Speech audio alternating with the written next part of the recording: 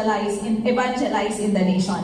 So this will be our teachers. What are we going to learn? This is our program. We will learn about God's vision, the heart of God.